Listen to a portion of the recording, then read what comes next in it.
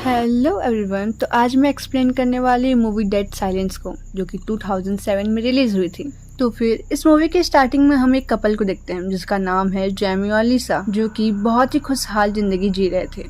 पर उन्हें क्या पता कि उनकी खुशहाल जिंदगी में एक ग्रहण लगने वाला है। तभी अचानक से उनके दरवाजे पर आवाज होती है। जैमी देखने के लिए जाता है, जहाँ उसे दरवाजे पर पार्सल रखा हुआ था जिसमें जैमी का नाम भी था। वो उसे अंदर लेके आता है, पर उस पार्सल में भेजे जाने वाले का नाम, अता पता कुछ भी नहीं था। वो उसे खोलता है, जिसके अंदर से एक बोलने वाला पुतला निकलता है। ये देखकर जैमी को थोड़ा सा अजीब लगता है। तभी लिसा कहती है कि इसे देखकर उसे एक बचपन की कविता याद आ गई है, जिसमें वो कहती है कि तुम्हें याद नहीं है क्या वो भूत की कहानी जिसने बहुत से पुतले रखे थे।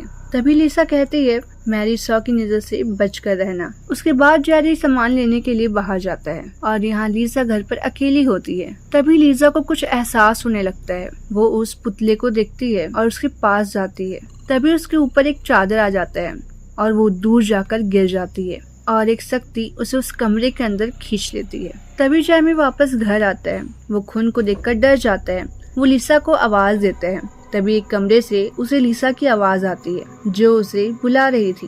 वो उस कमरे में जाता है और जैसे ही वो चादर हटाता है उसे वहाँ पर लिसा की डेड बॉडी दिखाई देती है, जो बहुत ही बुरी हालत में थी। अब वहाँ पर पुलिस आ जाती है और जैमी को इन्वेस्टिगेशन के लिए अपने साथ ले जाती है।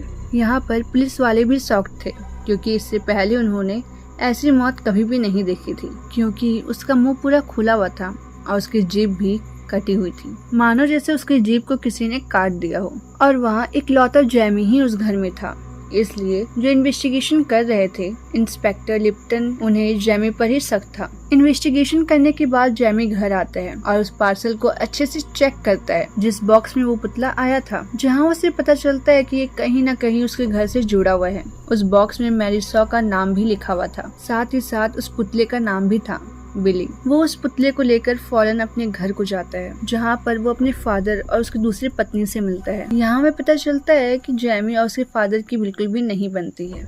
यहाँ जैमी के फादर एक व्हील चेयर पर बैठे हुए थे, क्योंकि उनकी तबीयत ठीक नहीं रहती है। यहाँ जैमी अपने फादर से उसे कविता के बारे में पूछता है, जो कहानी के स्टार्टिंग में लिसा बताती है, पर उसके फादर उसे इग्नोर करने को कहते हैं और जैमी वहाँ से फौरन निकल जाता है।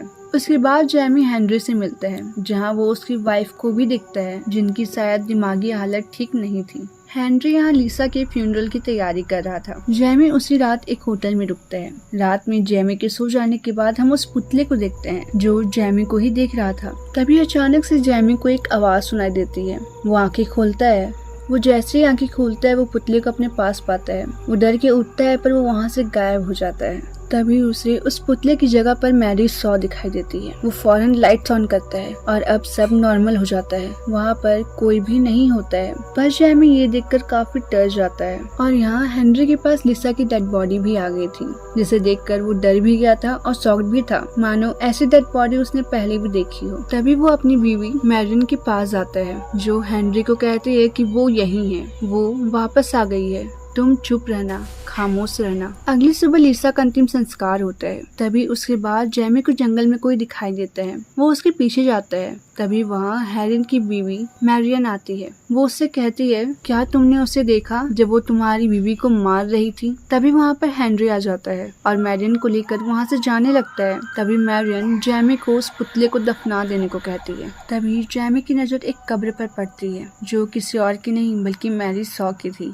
वो फौरन होटल आता है और उस पुतले को लेकर मैरी सॉ के कब्र के पास आता है। वहाँ जाकर उसे बैली नाम का एक कब्र भी दिखाई देता है। वो उसे खोदता है, पर वो कब्र खाली होती है। वो उस पुतले को उसी के कब्र में वापस दफना देता है। उसके बाद जैमी वापस होटल आता है, जहाँ वो अपने रूम में उसी पुतले बिली को पाता है, पर उसे इस बार इंस्पेक्टर लिप्टन लेकर आए थे, जहां हमें पहले से ही पता था कि ऑफिसर को जैमी पर शक है। वो उससे इस पुतले को दफनाने का कारण पूछते हैं। जैमी वापस से उसी कविता को दोहराता है। जैमी कहता है कि वो इसी कब्र से आया था, इसलिए मैंने इसी कब्र में उसे दफना दिया। ऑफिसर इसकी बात को इग्नोर कर देते हैं और वो इस पुतले को भी अपने पास रख लेते हैं। अगली सुबह जैमी उस डॉल को लेकर हेनरी के घर जाता है और उसकी वाइफ मैरियन से इस डॉल के बारे में पूछने लगता है। वो उनसे कहता है कि आप ही ने कहा ना कि मेरी बीवी को मैरी सॉ ने मारा है, आपने ऐसा क्यों कहा? तभी हेनरी वहाँ पर आता है और जैमी को अपने साथ अंदर ले जाता है और जैमी को सारी बातें बताता है कि जब हेनरी छोटा था तब शहर में एक शानदार थिएटर खुला था जिसमें हेनरी भी गया था, जहाँ पर मैरी शॉ बिली के साथ शो कर रही थी। तभी सारी ऑडियंस के बीच में एक बच्चा बोलता है कि ये पुतला बात नहीं कर रहा है बल्कि ये मैरी ही बोल रही है। मैरी ये सुनकर बहुत ही गुस्से में आ जाती है और फिर अचानक से कुछ हफ्ते बाद ही वो बच्चा भी गायब हो जाता है और उसका कुछ भी पता नहीं चलता है। पर हेनरी को शुरू से ही लग रहा था कि ये काम मैरी शॉ का है और कुछ ही समय के बाद मैरी शॉ को किसी ने मार डाला और उसकी वसीयत में लिखा था कि उसके 100 पुतलों को उसी के साथ दफना दिया जाए क्योंकि वो उन्हें ही अपना बच्चा मानती थी। उसकी लाश हेनरी के पिता के मुर्दा घर में आया था, जहां हेनरी बताता है कि मैरी शॉ खुद भी एक पुतला बनना चाहती थी। जहां हम देखते हैं वो सीन जिसमें हेनरी छोटा था, तब उन्होंने मैरी शॉ की बॉडी देखी थी। उसकी लाश लीजा के जैसी थी। मैरी का भी मुंह पुतले के समान खुला हुआ था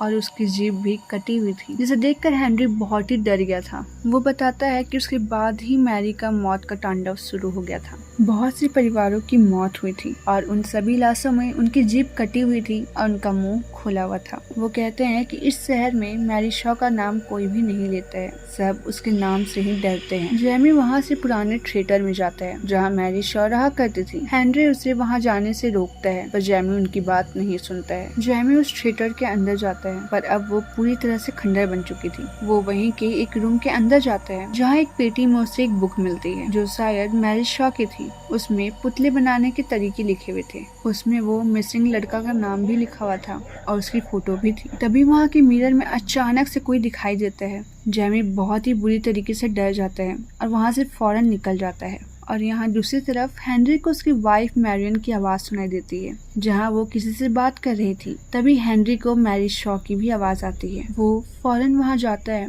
और वहाँ उसकी वाइफ के सामने उसी पुतले को पाता है। हेनरी उस पुतले को लेकर एक रूम में आ जाता है और कुछ सामान को खोजने लगता है जहाँ अचानक से उसे मैरियन की आवाज सुनाई देती है। उस रूम में एक सीक्रेट प्लेस भी था जिसके अंदर से हेनरी को आवाजें आ रही थी। हेनरी उसके अंदर जाता है पर उसे वहाँ पर कोई भी दिखाई नहीं देता है और तभी अचानक से वहाँ का दरवाजा बंद हो जाता है और वहाँ मैरी शॉ आ जाती है और हेनरी को भी बुरी तरीके से मार डालती है। और यहाँ जैमी वापस अपने फादर के पास जाता है। वो अपने फादर से मैरी शॉ के बारे में पूछता है। वो कहता है कि आपको सब कुछ पता था पर आपने मुझे कुछ भी नहीं बताया। जैमी पूछता है कि उसके अंकल और मैरी शॉ के बीच में क्या संबंध है, जहाँ हमें पता चलता है कि जैमी के अंकल कोई और नहीं बल्कि वही बच्चा था जो उस समय गायब हो गया था। उसके फादर को अब सब कुछ सच सच बताना ही पड़ता है। वो कहते हैं कि एक दिन उसके अंकल अचानक से ही गायब हो गए थे और हमारे परिवार का शक सिर्फ एक ही शख्स पर था, वो थी मैरी शॉ। इसलिए उसके परिवार के लोगों ने उसे चिल्लाने पर मजबूर किया और उसकी जुबान काट दी और उसे मार डाला। पर कुछ ही समय के बाद वो वापस आ गई और एक के बाद एक करके सबको मार डालने लगी। जहाँ हमें पता चलता है कि इसी कारण जैमी के फादर ने जैमी को खुद से इतना दूर रखा ताकि मैरी शॉ उस तक ना पहुंच सके। और एक यही कारण था कि जैमी और उसके फादर के बीच में बहुत ही दूरियां थी। जैमी कहता है कि मुझे ये सब कुछ भी नहीं पता, मैं उसे खत्म करके रहूंगा। तभी वहाँ पर ऑफिसर लिप्टन आ जाते हैं। तभी वो कहते हैं कि कब्रिस्तान से 100 पुतले गायब हैं, उसे वहाँ से किसने निकाला। उनका शक इस काम के लिए भी जैमी पर ही था और वो उसे अपने साथ चलने को बोलते हैं। तभी अचानक से एक कॉल आता है जो कि हेनरी का होता है। पर यहाँ हमें पहले से ही पता है कि हेनरी मारा जा चुका है, पर उस कॉल में कौन है हमें ये पता नहीं है। वो जैमी को थिएटर पर वापस बुलाता है और कहता है कि मैं साबित कर सकता हूँ कि लिसा को तुमने नहीं मारा है। जैमी ऑफिसर लिप्टन को धक्का देकर वहाँ से भाग जाता है पर यहाँ लिप्टन जैमी का पीछा करता है। जैमी थिएटर पर पहुँच जाता है जहाँ उसके पीछे लिप्टन भी वहाँ पहुँच जाते हैं। थिएटर पर जैमी के पहुँचते ही जैमी को हेनरी की आवाज सुनाई देती है जो उसे एक रूम की तरफ बुला रहा था। वहाँ जाने पर जैमी को कोई भी दिखाई नहीं देता है पर यहाँ लिप्टन भी जैमी का पीछा करते करते उस रूम पर पहुँच जाता है जहाँ दोनों को ही हेनरी की आवाज सुनाई देती है। अब वो दोनों साथ मिलकर उस आवाज की तरफ बढ़ते हैं जहाँ जैमी लिप्टन को पहले ही कह देता है कि याद रखना कोई भी आवाज दे या सामने आए आपको चीखना नहीं है। वो दोनों एक रूम में जाते हैं जहाँ जाकर वो दोनों ही शॉक्ड हो जाते हैं क्योंकि वो सारे के सारे पुतले अपने आप ही कब्र से निकलकर यहाँ आ चुके होते हैं और अपने अपने प्लेस पर खड़े हो जाते हैं क्योंकि सब पुतलों के नीचे उनका नाम भी लिखा हुआ था। पर उन पुतलों में से एक पुतला गायब था जो हेनरी के घर में था, जिसका नाम था बिली, जहाँ पर जैमी को अपने अंकल की बॉडी भी दिखाई देती है जो कि पुतला बन चुकी थी। अब यहाँ ये सब देखकर ऑफिसर को भी जैमी की बातों पर यकीन होने लगता है। अब अचानक से सारे पुतले बाईं ओर देखने लगते हैं जहाँ पर एक और पुतला था। जैमी उसे मैरी शॉ नाम से बुलाता है। तभी वो पुतला हंसकर उसे चालाक कहता है। जहाँ जैमी उससे पूछता है कि तुम क्या चाहती हो, जहाँ वो पुतला कहता है कि मैं उन सभी लोगों को चुप कराऊंगी जिसने मुझे चुप कराया था। जैमी उससे लिसा के बारे में पूछता है कि तुमने उसे क्यों मारा।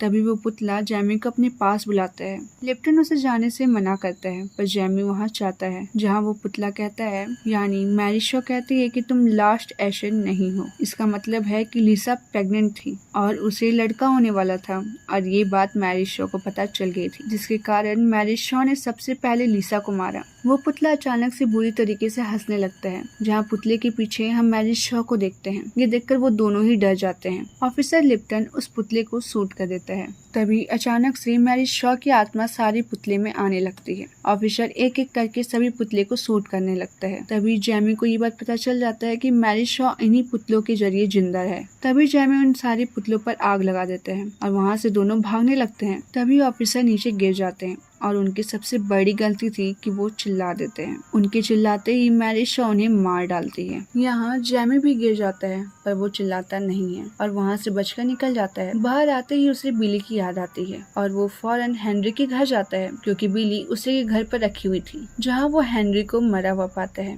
और उसकी वाइफ मैरियन वहाँ रो रही थी। जैमी मैरियन से उस पुतले के बारे में पूछता है, जहाँ वो कहती है कि उसे ले गए, ऐसे उसे ले गए। तभी जैमी कहता है कि वो व्हील चेयर पर है, वो उठ भी नहीं सकते, पर वो कहती है कि नहीं, वो उसे ले गए, वो अभी तुरंत ही उसे ले गए, मैंने उन्हें देखा है। ये सुनकर जैमी फौरन अपने घर जाता है, जहाँ चारों तरफ अंधेरा और घोर सन्नाटा छाया हुआ था। तभी वो एक कमरे में पहुंचता है और एक हल्का सा आवाज आता है, जैमी, तुमने मुझे क्यों दफनाया है? मैं यहाँ हूँ। और उसे वहाँ पर बिली दिखाई दे देता है। तभी एक पर्दे के पीछे से मैरी शॉ की आत्मा उस पर हमला करने आती है, पर जैमी बिना चिल्लाए बिली को चिमनी की आग में फेंक देता है और कुछ ही क्षणों में उसके सामने उसके फादर आ जाते हैं। वो उसके पास जाता है। जैसे ही जैमी उन्हें छूता है, उनका सर एक पुतले के समान नीचे झुक जाता है और उन्हें कंट्रोल करने के लिए पीछे एक लकड़ी भी लगी हुई थी, जिसे देखकर जैमी बहुत ही शॉक्ड हो जाता है। हमें यहाँ पर एक सीन दिखाया जाता है जहाँ उसकी दूसरी पत्नी उसे कंट्रोल कर रही थी, मतलब उसके फादर एक पुतला बन चुके थे